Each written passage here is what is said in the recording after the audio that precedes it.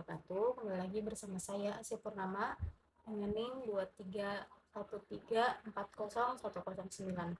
Di sini seperti biasa saya ingin membuat learning journal pada setiap minggunya.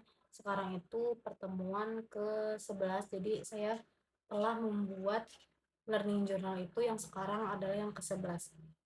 Pada mata kuliah Public Speaking yang diampu oleh Bapak Dr. Adi Kusuma SIKOM MSI. Nah, seperti biasa sebelum memulai presentasi kelompok, ada 3 orang yang berpublic speaking di depan selama 10 menit. Yang pertama itu ada Siti Nuria, dia itu menjelaskan tentang refleksi diri gitu.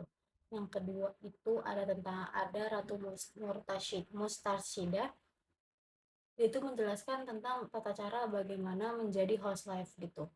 Nah, yang ketiga itu ada Hasna Humairah, dia itu menjelaskan atau mengajarkan kita atau memberitahu kita tentang eh, bahasa Arab, yang dimana tentang tangan kanan dan tangan kiri bahasa Arabnya apa, dan jari itu bahasa Arabnya apa.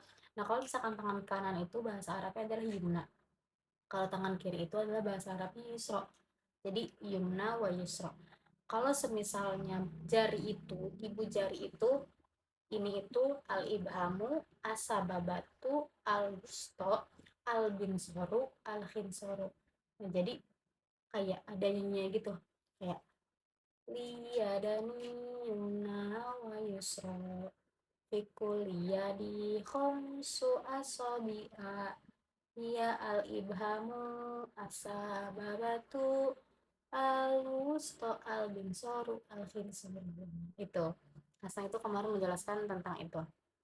Nah, masuk ke materi kelompok 3, yaitu kita menjelaskan, karena itu kelompok saya sendiri, menjelaskan tentang perbedaan dan persamaan ceramah dan motivasi. Terus juga ada praktik penyusun pesan, ada praktik penyusun bahasan, dan tentang persuasi gitu.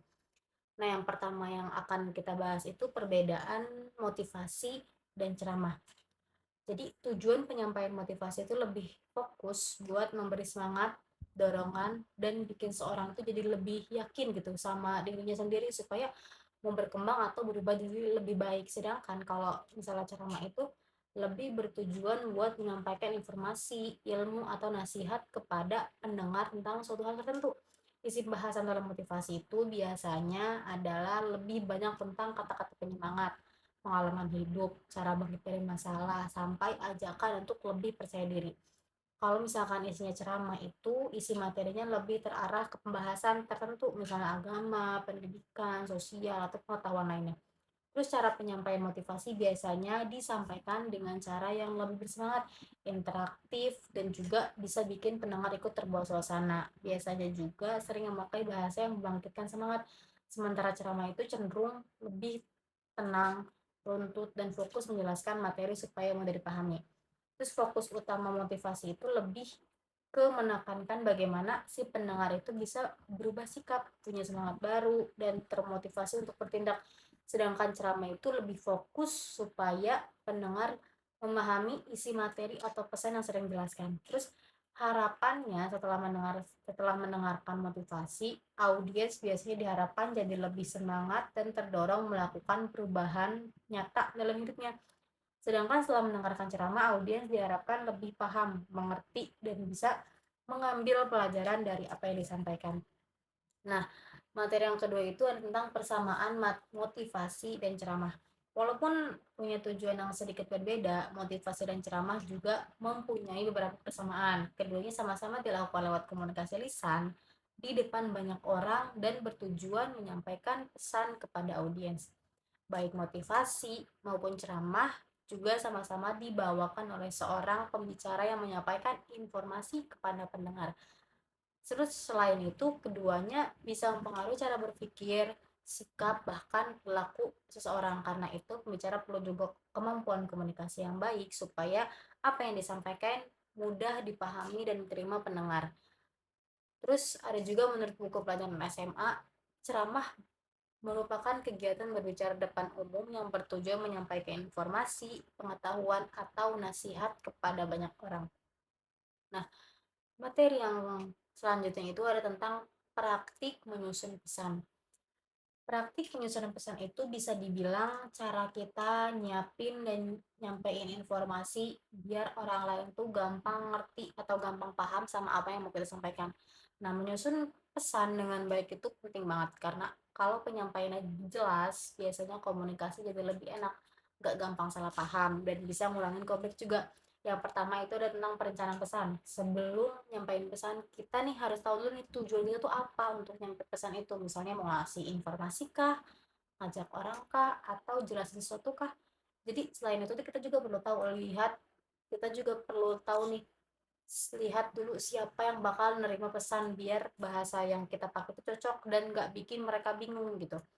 Habis itu baru nentuin inti pesan dan cara nyampeinnya, misalnya lewat chat, ngomong langsung, atau presentasi. Yang kedua, ada penyusunan pesan.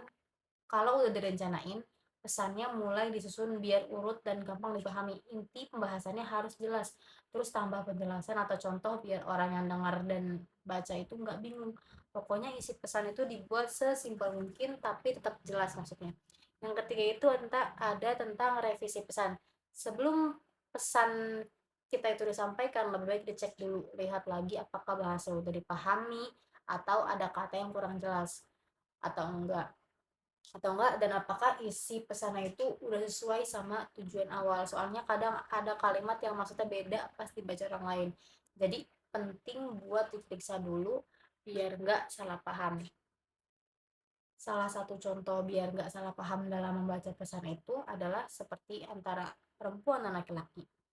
Kalau misalkan laki-laki itu membaca pesan ya membaca pesan biasa aja, tapi kalau misalkan perempuan itu sedikit berbeda karena saya pengalaman. Jadi kalau membaca pesan, isi pesannya itu kayak semisal iya A nya cuma satu, itu menurut saya orang itu seperti kayak bete atau bad mood. Tapi kalau misalnya iyanya A nya minimal dua, nah itu tuh dia eh, nggak apa-apa gitu ke saya. Nah, kadang perempuan tuh suka kayak gitu. Mungkin cukup sekian learning journal pada kali ini. Kurang dan lebihnya mohon maaf. Wassalamualaikum warahmatullahi wabarakatuh.